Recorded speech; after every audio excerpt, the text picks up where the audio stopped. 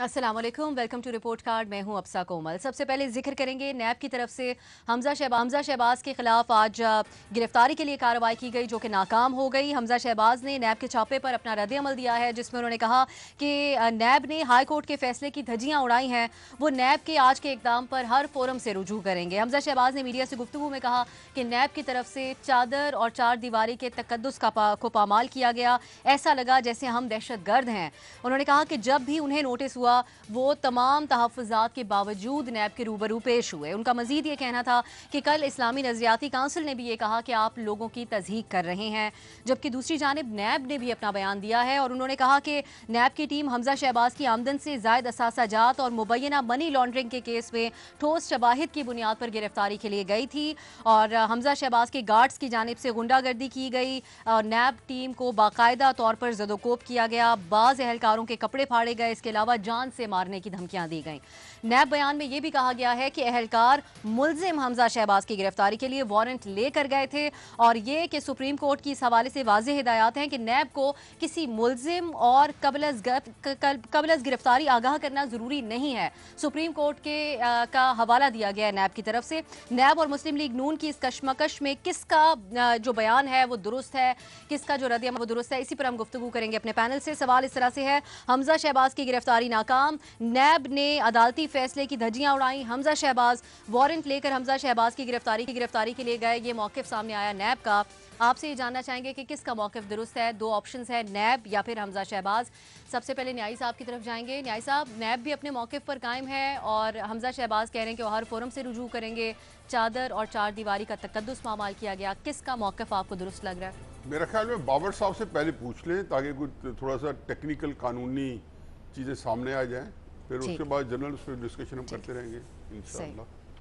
बाबर साहब, ठीक है। बाबर साहब, जो नैब सुप्रीम कोर्ट की हिदायत का हवाला दे रही है, आपको किसका मौक़िफ़ दुरुस्त लग रहा है, नैब का या हमजा शहबाज जो कह रहे हैं? देखिए, फैक्चुअल डिटेल्स तो मुझे नहीं पता, लेकिन जो बेसिक कानूनी इश्यूज हैं उनके ऊपर मैं ज़रूर बात कर सकता हूँ। सुप्रीम कोर्ट का कोई भी फैसला जो है वो कानून की इंटरप्रिटेशन है, लॉ की इंटरप्रिटेशन है और वो इंटरप्रिटेशन सबके ऊपर बाइंडिंग है। लेकिन जिस फैसले का वो दे रहे होंगे हवाला, वो गालिबन अभी रिसेंटली जो सुप्रीम कोर्ट की ऑब्जर्वेशंस आई थी कि नैब को अरेस्ट करने के लिए किसी प्रायर परमिशन की जरूरत नहीं है, तो एक जनरल लीगल प्रोपोजिशन के ऊपर सुप्रीम कोर्ट ने इंटरप्रिटेशन दी कि नैब के कानून की उन्होंने तशरीह कर दी।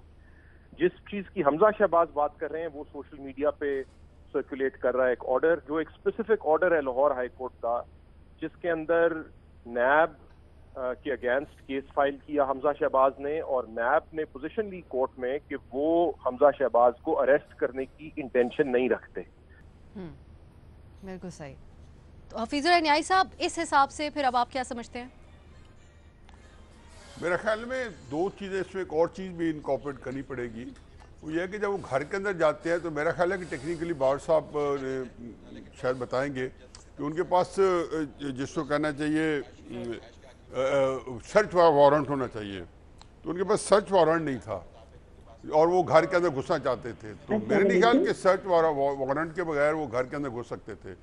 दूसरी बात यह है कि जी, मैं तो इस तरह जानता हूँ कि नैब जो है वो उसको अगर वो ये कह रहे हैं हमारे पास लाइसेंस है इंटीमिडेट करने का भी, और वो इंटीमिडेट करके उन्होंने कई चीज़ें और की हैं और मीडिया ट्रायल किया। कल ही इस्लामिक आइडियोलॉजिकल काउंसिल का आया है कि दो चीज़ें तो उन्होंने फ़ौरन क्लियर कर दिया कि ना वो हथकड़ी लगा सकते हैं और ना वो किसी का मीडिया ट्रायल कर सकते हैं।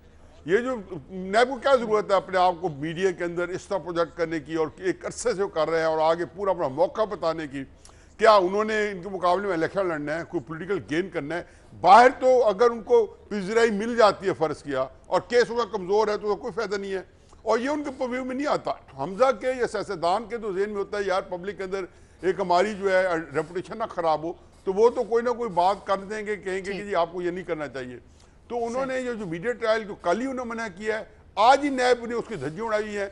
और आखिरी बात यह है कि जिसके बारे में बार बार कह चुके हैं कि भाई ये किताब जिसकी साख है ही नहीं, कितनी बार बताया जाए और कितनी बार नैब एम्बेरस हुई और कितनी बार हम बताएंगे और एक एक बंदा बताएगा कि भाई ये वो इदारा है। एक होता है मेलिफाइड इंटेंट जो बाबर स्टार से बताएंगे, उसमें होता है एक केस के अंदर थोड़ा सा भी जाहिर हो जाए पूरा केस जो है वो जमीन बोस हो जाता है, वो ट्रैश में चला जाता है। इनकी जो इंटेंट है उसके बारे में क्या पता चले। अभी ये मैं तो जब ये BRD में जाएंगे मनसूबे में, पेशावर वाले में, तो मैं उसमें भी इसकी मुखालफत करूंगा कि इनकी साख नहीं है। लेकिन इतना बड़ा मनसूबा है, इनको वो नजर नहीं आता, ये इनको हाथी नजर नहीं आ रहे, ये चूंटियां जो है वो छाने के चक्कर में है, ये उनके चक्करों में है, और ये वो कर रहे हैं। देखो क्या पाकिस्तान में करने वाले हैं, पहला पूरा पाकिस्तान इकोनॉमिक क्योस आया हुआ है, ये किधर लेके जा रहे हैं अल्लाह मालिक, अल्लाह जानता है।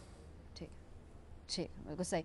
महमल, जो सूरत हाल बनी, जो ये कहा जा रहा है नैब की तरफ से कि अहलकारों को ज़दोकोप किया गया, उनके साथ रवैया, अगर हमजा शहबाज पेश होते रहे हैं अभी तक काफ़ी ज़्यादा वो जो है वो करते रहे अपने तहफ़्फ़ुज़ात के बावजूद, जिस तरह वो कह रहे हैं, तो ये तरीक़ाकार अपनाना चाहिए था नैब अहलकारों के साथ। इसकी वजह से कुछ हालात ख़राब हो सकते हैं इनके लिए।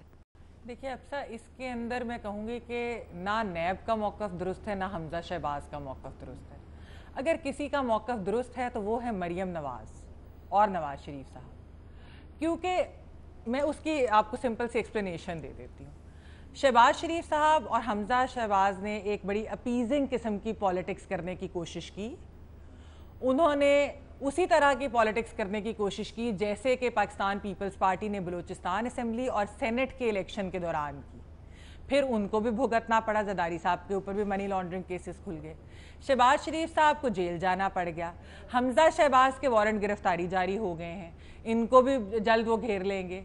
तो बात यह है कि असल में जो नून लीग का मौक़िफ़ मरियम नवाज़ और मियां नवाज शरीफ साहब चला रहे थे वो दुरुस्त था। ये जो अब खामोशी और एक अपीजमेंट की सियासत की जा रही है, इससे किसी सियासतदान को फ़ायदा नहीं होगा। जरदारी साहब ने भी इसका मज़ा चख लिया, अब ये शहबाज शरीफ साहब और हमजा शहबाज भी इसका मज़ा चख लें। दूसरी चीज़ ये है कि ये नैब के इदारे से गवर्नमेंट जो है वो एक तरह से कह ले कि इन अपनी परफॉर्मेंस के ऊपर से वो अटेंशन डाइवर्ट करना चाहती है। वो इस वक्त फेल हो रही है गवर्नमेंट इकोनॉमिकली, इसलिए वो चाहते हैं कि ये दूसरे केसेस में, और हम मीडिया वाले भी इस पर बात करते रहे और दुनिया भी भूल जाए कि ये महंगाई और बाकी सब कुछ क्या कर रहे हैं, नाअहली इनकी और इनकी जो नालायकी और नाअहली है उसके बारे में। सही। सलीम साफ़ी साहब, क्या नैब को जाना चाहिए था इस तरह बगैर आगाह किए गिरफ्तार करने के लिए हमजा शहबाज को? नहीं, देखिए मौक़िफ़ तो शायद मरियम नवाज़ साहबा का दुरुस्त हो लेकिन मेरे ख्याल में शहबाज शरीफ साहब और इनके बेटों के साथ जो गाए बगाए जो कुछ होता है उसके ज़िम्मेदार भी नवाज़ शरीफ और मरियम नवाज़ ही है, क्योंकि ये बेचारे अपने लिए तो हैं, ये उनकी तरफ से भी गारंटी दे देते हैं कि वो शरीफ बने रहेंगे, और किसी हद तक दोनों ने इस हद तक बात मान भी ली है कि खामोशी और चुप का रोज़ा रख लिया है। उधर वो डील को एक मंतिकी नतीजे तक पहुंचा देते हैं, और फिर जब फाइनल होने पे आता है तो नवाज शरीफ साहब या मरियम नवाज साहब कोई बात नहीं मानते, तो उसकी वजह से वो दोबारा उनको पकड़ लेते हैं, क्योंकि वो इस वक्त मीडिएटर भी हैं और एक लिहाज से नवाज शरीफ और मरियम के गारंटर भी होते हैं। तो एक तो ये मामला है। दूसरा, मैं नियाज़ी साहब से इत्तेफाक करता हूँ कि ये बार बार हमसे नैब के बारे में ना पूछा करें। एक तो सुप्रीम कोर्ट ऑफ पाकिस्तान अब ये फैसला कर चुकी है कि अगर किसी की एक गवाही झूठी साबित हो तो फिर उसकी दूसरी कबूल नहीं की जाएगी।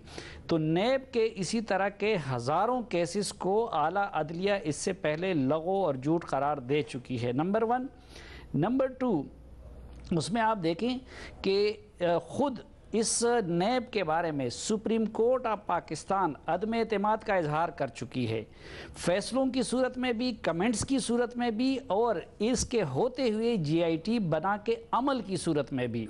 तो जिस इदारे पे सुप्रीम कोर्ट ऑफ पाकिस्तान अदम एतमाद का इजहार कर चुकी है, जिसके माजी के इस तरह के हज़ारों दावे गलत साबित हुए हैं, तो उसके बारे में बार बार हमसे पूछने की बस झूठे हैं, और अगर वो सच भी बोले तो हम उनको झूठ ही करार देंगे। और फिर ये कि ये माजी में जो गिरफ्तारी कर, अब वापस क्यों आए उनको गिरफ्तार किए बगैर? भाई अगर वारंट है, जाओ पूरे सूबे की पुलिस को ले जाओ, अपने साथ रेंजर को ले जाओ, लेकिन अगर एक बंदा आपको मतलूब है और वारंट है तो उसको गिरफ्तार किए बगैर वापस कैसे आ गए? हालांकि माजी में तो आप जिस तरह करते रहे, उनके बाप को बुला दिया, उधर गिरफ्तार कर लिया, इनको भी बुला लेते, उधर गिरफ्तार कर लेते, ये तमाशा लगाने की क्या ज़रूरत थी? जी राबिया, क्या वाकई गिरफ्तार अगर करना चाहते तो कर सकते थे? और दूसरा ये कि ये जो आज नैब ने कार्रवाई की है ये किस तरफ इशारा करती है? क्या डील के तासुर को भी ज़ायल करती है ये बात अवाम के सामने एटलीस्ट? बहुत शुक्रिया अफसा। मेरे ख्याल में नैब को एक बहुत यूजलेस अटेंशन सीकिंग प्रॉब्लम हो गया है और वो उससे निकल नहीं पा रहे हैं। आए दिन कुछ ना कुछ ऐसा किया जाता है जिससे अटेंशन उनकी तरफ जाती है और नेगेटिव अटेंशन भी उनकी तरफ जाती है। हमजा शहबाज मेरे ख्याल में अब तक कोऑपरेट कर रहे थे और जिस तरह से महमल ने कहा, सही या गलत, उनका जो मौकफ था, जिस तरह वो इंटरव्यूज में आकर कहते थे कि नवाज शरीफ और मरियम नवाज का जो मौकफ रहा है इन तमाम केसेस के हवाले से या उनके खिलाफ साजिशों के हवाले से, वो हमजा शहबाज का ये कहना था कि हम समझाएंगे उन्हें, कोशिश करेंगे कि हम समझाएं और वो अपने मौकफ से हट जाएं। तो आज ये तो साबित हो गया कि जो हमजा शहबाज और शहबाज शरीफ की सोच थी कि वो बच जाएंगे या अगर चुप का रोजा रख लिया जाए तो सब बच जाएंगे, ऐसा नहीं हो रहा है। लेकिन जो नैब ने आज किया है वो भी बहुत यूजलेस है। जो कोर्ट ऑर्डर हाई कोर्ट का दिखा रहे हैं हमजा शहबाज, वो सेटिसाइड नहीं किया गया है। जैसे बाबर साहब ने भी समझाया कि एक जनरल ऑर्डर था सुप्रीम कोर्ट का, लेकिन जो हमजा शहबाज के पास है वो स्पेसिफिक उनके केसेस के हवाले से है। तो अगर 10 दिन की भी बात है, जैसे कि फवाद चौधरी साहब कह रहे हैं कि कोई 85 बिलियन मनी लॉन्ड्रिंग की फिगर वो कोट कर रहे हैं, तो अगर इतने बड़े शवाहिद और सबूत हैं तो फिर आप 10 दिन पहले इन्फॉर्म करें। और फिर वाकई जैसे साफी साहब ने कहा है कि आप 2-4 सूबों की पुलिस को लेके पहुंच जाए, पूरे सूबे की पुलिस को लेके पहुंच जाए और फिर अगर गिरफ्तारी करने गए हैं तो गिरफ्तारी करके ही निकलें। लेकिन इस वक्त इस मामले में मुझे लग रहा है कि हमजा शहबाज का मौकफ ठीक है, उनके पास एक कोर्ट ऑर्डर है, लेकिन ओवरऑल जो मौकफ रहा है हमजा शहबाज और शहबाज शरीफ का, वो बिल्कुल गलत साबित हुआ है आज। सही, बिल्कुल आप समझती हैं हमजा शहबाज का मौक़िफ़ इस बारे में दुरुस्त है। हमारे साहब, इसी तरह है कि लाहौर हाई कोर्ट ने स्पेसिफिकली उनके बारे में ऑर्डर दिया था, तो हमजा शहबाज उसका हवाला दे रहे हैं, नैब सुप्रीम कोर्ट के उस जनरल ऑर्डर के बारे में कह रहे हैं, और क्या मुश्किलात आगे बढ़ सकती हैं हमजा शहबाज के लिए? जी, अंदाज़ा तो यही हो रहा है कि मुश्किलात आगे बढ़ेंगी हमजा शहबाज के लिए, लेकिन इसके दो पहलू हैं इसको देखने के। हालांकि मैं हमजा शहबाज के ख़ास तौर पे जो अंदाज़ नैब ने अपनाया उस लिहाज से हमजा शहबाज के मौक़िफ़ को दुरुस्त मानता हूँ, लेकिन अगर हमजा शहबाज गिरफ्तारी दे देते तो उसमें हर्ज क्या था? वो आते और वो अपने आप को सरेंडर करते। वो कहीं अव्वल तो वो एब्सकॉन्डर नहीं डिक्लेयर्ड हैं, उनके ख़िलाफ़ अगर नैब का कोई वारंट है भी तो वो कहीं भागे नहीं जा रहे थे, वो कोई अंडरग्राउंड नहीं थे कि जिनकी गिरफ्तारी पर हफ्तों से छापे पड़ रहे थे। वो अपने घर थे, घर से बाहर वो आते, तकरीबात में शिरकत भी करते थे। अब गिरफ्तारी का एक तरीक़ा भी था, और जिस तरह अभी कहा गया कि आप बुला के भी गिरफ़्तार कर सकते थे, और दूसरा ये कि आप उनको बाकायदा एक ऑर्डर नैब जारी कर सकती थी कि हमजा शहबाज जो है वो पेश हों। जो अंदाज़ अपनाया जाता है उसका तरीक़ाकार हमेशा ये होता है कि बाद सिचुएशन में ये सूरत हाल ख़राब हो जाती है। ख़ुद आगा सिराज दुरानी के केस में नैब का अपना मौक़िफ़ ये है कि हमने इस्लामाबाद से आगा सिराज दुरानी को इसलिए गिरफ़्तार किया कि कहीं ऐसा ना हो कि कराची में उनके गार्ड्स के साथ हमारा कोई क्लैश हो जाए। तो यहाँ क्या हो रहा था, यहाँ भी अब नैब ने वही मौक़िफ़ अपनाया है। तो नैब का जो तरीक़ाकार है, उस तरीक़ाकार से आप अननेसेसरी एक इशू को, जो एक सिंपल सा इशू है, हमजा शहबाज के ख़िलाफ़ इंक्वायरी हो रही है, हम शहबाज शरीफ साहब के खिलाफ इंक्वायरी हो रही है, उनकी गिरफ्तारियां हो भी सकती हैं, शहबाज शरीफ की गिरफ्तारी भी। तो मेरा ख्याल है जो तरीक़ाकार है उस तरीक़ाकार को नैब को रिव्यू करना चाहिए, क्योंकि ये वो मुल्ज़िमान नहीं है जो छुपाते फिरें। अभी हमजा शहबाज वापस गए, बाहर गए थे मुल्क से, वापस आ गए। आपने जितनी हेयरिंग्स में बुलाया वो पेश हो गए। अब अगर नहीं पेश होते तो उसका तरीका है कि आप नॉन बेलेबल वारंट इशू करते हैं, वो भी आप इशू करवा सकते हैं, लेकिन अदरवाइज भी गिरफ्तार कर सकते हैं। तो मेरा ख्याल है ये तरीक़ाकार नैब का दुरुस्त नहीं था उनका तरीक़ाकार। ठीक है, इस मामले पर हमारे तमाम तज्ज़ियाकारों की राय आपने जानी। ज़्यादातर तज्ज़ियाकार समझते हैं कि नैब का इस बारे में मौक़िफ़ दुरुस्त नहीं है। गुज़श्ता रोज़ गढ़ी खुदा बख्श में जुल्फ़िकार अली भुट्टो की 40वीं बरसी पर बिलावल भुट्टो ने खिताब किया, भरपूर खिताब किया, जिसमें उन्होंने कहा कि आज के दिन पाकिस्तान के अवाम की उम्मीदों का कत्ल हुआ, आईने पाकिस्तान के खालिक का खून हुआ। उन्होंने कहा कि आज का दिन सवाल पूछ रहा है कि बताओ अवाम के मुहाफ़िज़ को क्यों कत्ल किया गया। उन्होंने कहा कि अगर 18वीं तरमीम को ख़त्म करने की कोशिश की गई तो लात मार कर हुकूमत को ख़त्म कर दूंगा। उनका मजीद कहना था कि हमने 18वीं तरमीम के जरिए चारों सूबों को मजबूत किया, लेकिन बेनामी वज़ीर आज़म को ये बात समझ नहीं आती कि सूबों के आवाम के फैसलों से विफाक मजबूत होता है।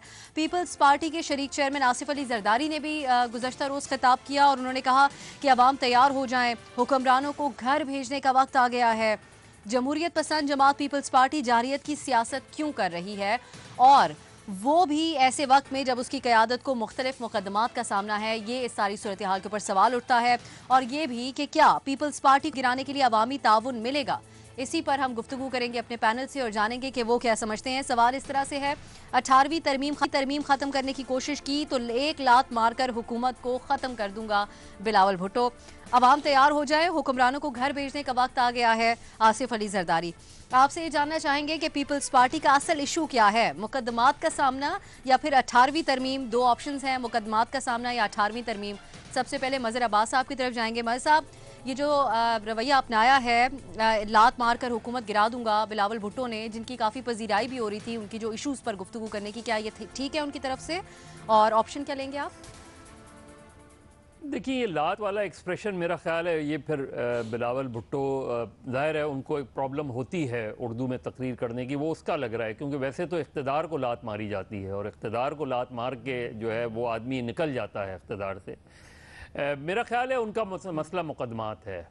देखिए, 18वीं तरमीम जब ख़त्म ही नहीं हो सकती बग़ैर 2/3 मेजॉरिटी के, तो वो 18वीं तरमीम की जब बात कहते हैं वो सियासी तौर पर ठीक है, आप कहें, और ये बात अपनी जगह है कि तहरीक इंसाफ और इमरान खान साहब के बयानात से ये लगता है कि 18वीं तरमीम उन्हें खटक रही है, इसमें कोई शक नहीं है। और हो सकता है कि अगले साल सेनेट में मेजॉरिटी लेने के बाद ज़रूर तहरीक इंसाफ 18वीं तरमीम में तरामीम लेकर आए, और तरामीम आइनी तौर पे अगर आप लेकर आते हैं तो वो ज़ाहिर है आप ला सकते हैं, कानूनी तौर पे ला सकते हैं, आइनी तौर पे ला सकते हैं। लेकिन इस वक्त जो फ्रस्ट्रेशन है उसका बहुत हद तक ताल्लुक़ मुकदमात से है, क्योंकि इशू ओरिएंटेड इस वक्त नहीं जा रहे, बिलावल भी नहीं जा रहे, पीपल्स पार्टी भी नहीं जा रही, और वो जा रहे हैं जब मुकदमात जितनी तेज़ी से चलते हैं उतनी तेज़ी उनके लबो लहजे में आ जाती है। तो मुझे लग ये रहा है कि इस वक्त जो बिलावल सियासत कर रहे हैं, वो जरदारी साहब जो सियासत कर रहे हैं, वो जो चाह रहे हैं वो यही चाह रहे हैं कि मुकदमात के हवाले से चीज़ें जो हैं वो बेहतर हो जाएं उनकी, वरना 18वीं तरमीम ना आज जाने वाली है ना 1 साल बाद जाने वाली है, और वो मेरा ख्याल है इशू नहीं है, इशू मुकदमात ही है। बिल्कुल सही, इशू उनको मुकदमात का ही है। सलीम साफ़ी साहब, 18वीं तरमीम पर रख कर भी अगर बात करें, असल इशू अगर मुकदमात का भी है, तो आपके ख्याल में कोई फ़ायदा देगा 18वीं तरमीम पर रख कर ये बात करना?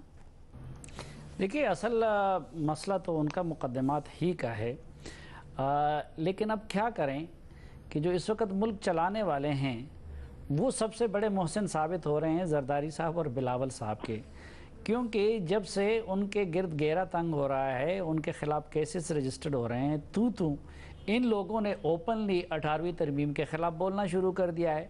सुबह वज़ीर आज़म 18वीं तरमीम के ख़िलाफ़ बोलते हैं, शाम को वज़ीर ख़ज़ाना उनके ख़िलाफ़ बोलते हैं, जिसकी वजह से बिलावल साहब और जरदारी साहब के बयानिए को ख़ुद तक़वियत मिल रही है। हालांकि हम भी जानते हैं, जिस तरह मज़हर साहब ने फरमाया कि 18वीं तरमीम को ख़त्म करना आसान नहीं है, उसके लिए 2/3 मेजॉरिटी चाहिए, और वो ये हुकूमत चाहे भी तो नहीं कर सकेगी। लेकिन जिस तकरार के साथ वो वज़ीर आज़म और उनके कैबिनेट मेंबरान वो 18th अमेंडमेंट के ख़िलाफ़ उन्होंने ज़ुबान खोल ली है, तो उसके बाद जरदारी साहब और बिलावल साहब के बयानिए को खुद ब खुद तक़वियत मिल रही है। लेकिन मसला असल में उनका 18वीं तरमीम से जो बयानात देते हैं उसकी वजह से मसला मुकदमात का ही है।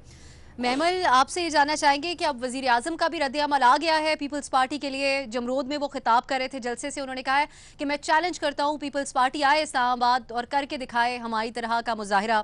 तो आपके ख्याल में इतनी ताकत है पीपल्स पार्टी के पास PTI की तरह कोई मुजाहिरा करने की इस्लामाबाद में? देखिए, अब सर इस वाले आपके सवाल का जवाब जो है वो मैं इसके आखिर में दूंगी, लेकिन पहले मैं कहूँगी कि देखिए मसले बेशक दोनों ही हैं, मुकदमात भी होंगे, लेकिन मैं ऑप्शन लूँगी 18वीं तरमीम का।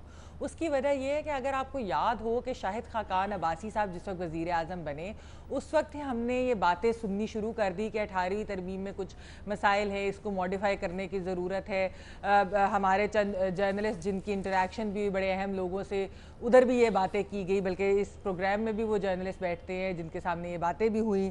फिर उसके बाद जब PTI की गवर्नमेंट के आने से पहले काफ़ी एनालिस्ट ने इसके ऊपर लिखा भी और कहा भी कि जब PTI आएगी तो उसके एक एजेंडा जब उनकी हुकूमत जब अगर बनेगी तो एक एजेंडा उसमें ये है कि 18वीं तरमीम को बदला जाए, मॉडिफाई किया जाए। ये नहीं कि पूरा के पूरा उसको ख़त्म में अबॉलिश तो नहीं करने की बात हुई, लेकिन उसके अंदर चेंजेस लाने की बात की गई। फिर उसके बाद अगर आप देखिए तो पीटीआई के वुज़रा जैसे ही हुकूमत में आए, पीटीआई के वुज़रा ने इसके ऊपर बड़ी कॉन्ट्रोवर्शियल स्टेटमेंट्स देनी शुरू कर दी। अब इमरान खान साहब ने खुद देनी शुरू कर दिया। ज़रूर मुकदमों का मसला होगा पीपल्स पार्टी के लिए, लेकिन मैं आपको ये बताती चलूँ कि जब ये मुकदमे अभी शुरू भी नहीं हुए थे तब से पीपल्स पार्टी को पता चल गया था कि 18वीं तरमीम को ख़त्म करने के लिए, क्योंकि इमरान खान साहब तो एक माउथ पीस है, कोई चाहते हैं लोग कि ये ख़त्म हो या इसको मॉडिफाई किया जाए, क्योंकि उसमें फाइनेंशियल रिसोर्सेज का है। एक चीज़ मैं इसमें ज़रूर कहना चाहूँगी अब्सा कि हम लोग और प्रीडोमिनेटली मीडिया हमारा जो है वो कह ले कि पंजाबी लेंस से देखता है इस सारी चीज़ को। आप लोग छोटे सूबों की बातें नहीं सुनते, आप ये नहीं समझते कि अगर 18वीं तरमीम में किसी तरीके से चेंज लाई गई तो जो छोटे सूबों के अंदर रिजेंटमेंट होगी, इवन ये जो बीएपी भी है बलूचिस्तान में जो कि गवर्नमेंट की एलाई भी है, वो भी इसके खिलाफ है। देखना होगा। हफीज़ा न्याई साहब, लेकिन आगे से इमरान खान साहब को रेजिस्ट करते हुए तो नजर नहीं आ रहे हो, तो उनको दावत दे रहे हैं कि आप आएँ और करें। आपके ख्याल में जमहूरियत पसंद जमात पीपल्स पार्टी को जारियत की सियासत सूट करेगी, जिस तरह उन्होंने कल खिताब बात किए हैं? देखिए जी, बात ज़रा इमरान खान के लेवल से बहुत ऊपर की है।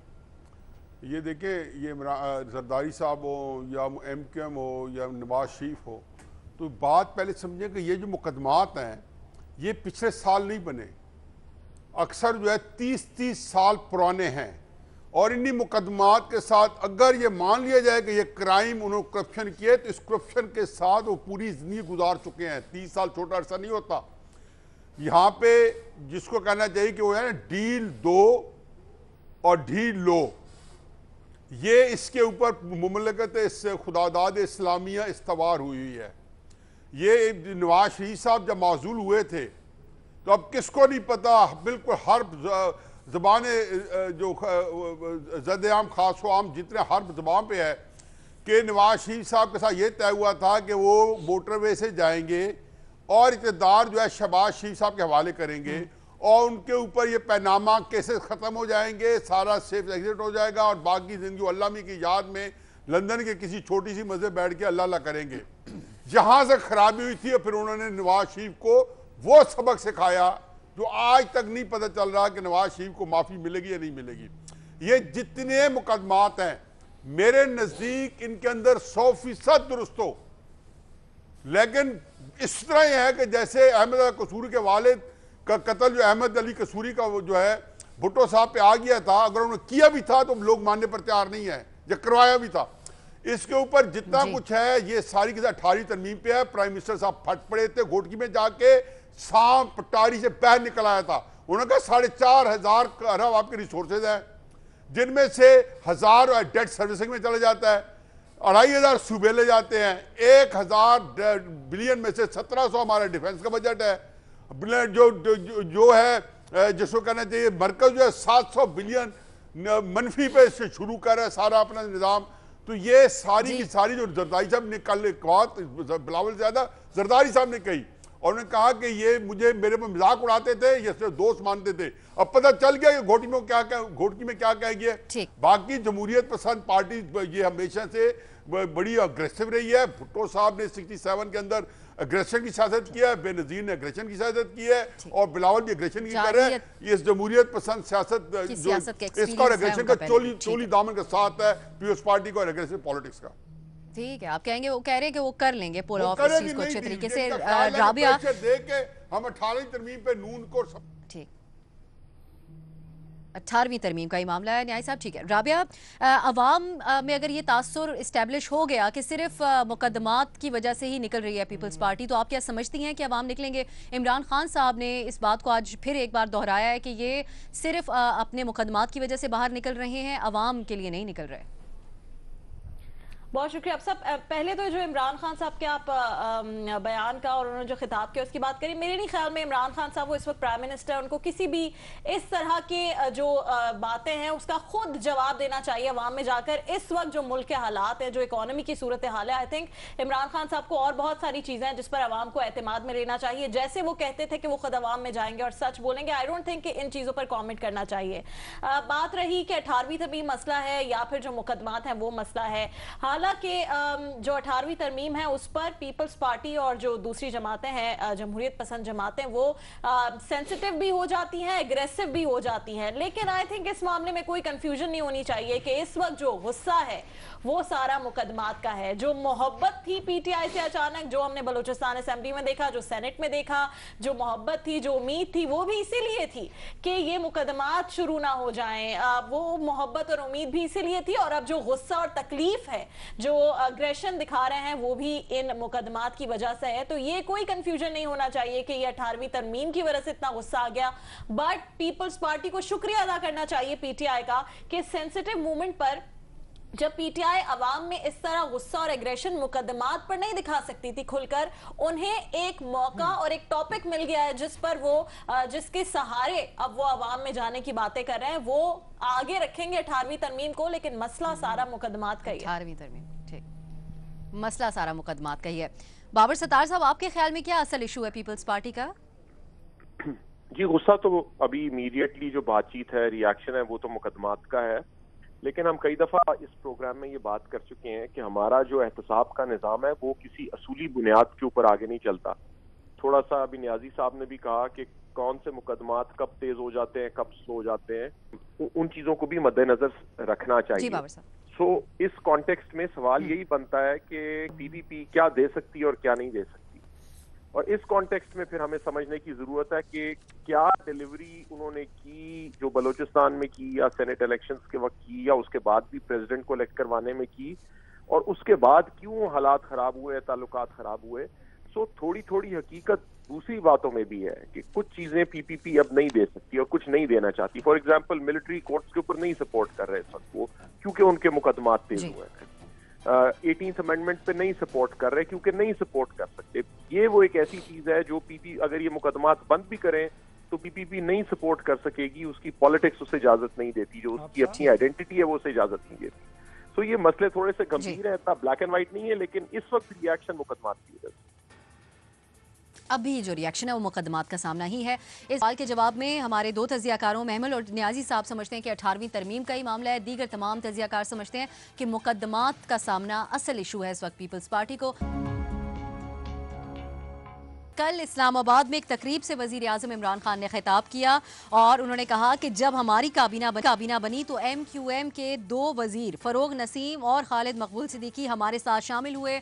इमरान खान ने कहा कि उन्होंने कहा कि मैं दोनों को नहीं जानता था, लेकिन उनका बैकग्राउंड क्या है, मुझे खौफ था कि हमारी कोई बात ना मानी गई तो काबीना में बंदूक ही ना निकल जाए। इस तरह के ख्यालात का उन्होंने इजहार किया, जिस पे वहाँ पर कहा भी देखने में आया। लेकिन उन्होंने कहा कि जो काबीना है उनमें ये दोनों सबसे नफीस आदमी हैं। इसी के ऊपर हम गुफ्तगू करेंगे अपने पैनल से। सवाल इस तरह से है, वज़ीर खान ने कहा है MQM वज़रा के गुण गाने लगे। उन्होंने कहा कि हमेशा से समझता था कि MQM का नज़रिया तहरीक इंसाफ से मिलता जुलता है। इमरान खान, क्या वाकई MQM और तहरीक इंसाफ का नजरिया एक दूसरे से मिलता जुलता है, हाँ या नहीं? सबसे पहले सलीम साफी साहब की तरफ जाएंगे। साफी साहब, क्या समझते हैं आप?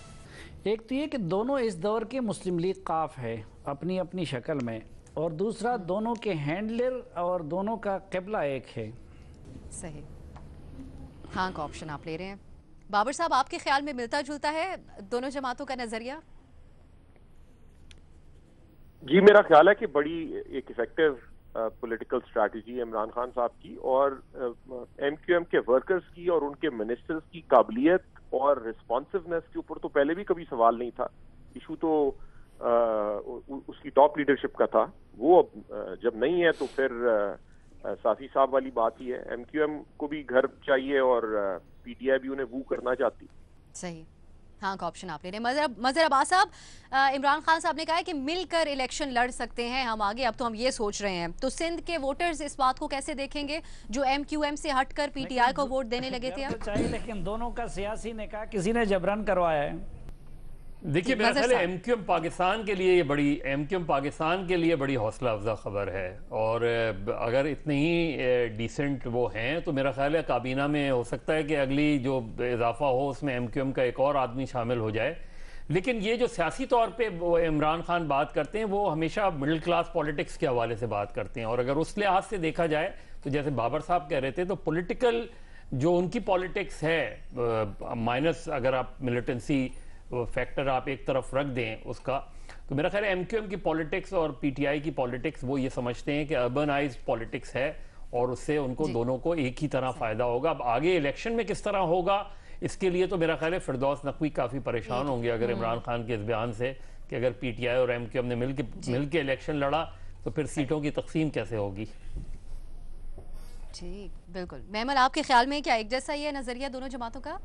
हाँ बिल्कुल है, क्योंकि ये नज़रिया ज़रूरत है। और दूसरी बात ये है कि पुरानी MQM और नई तब्दीली सरकार में कुछ चीज़ें सेम हैं, जैसे कि fascist tendencies, authoritarian tendencies, criticism इनसे बर्दाश्त नहीं होता।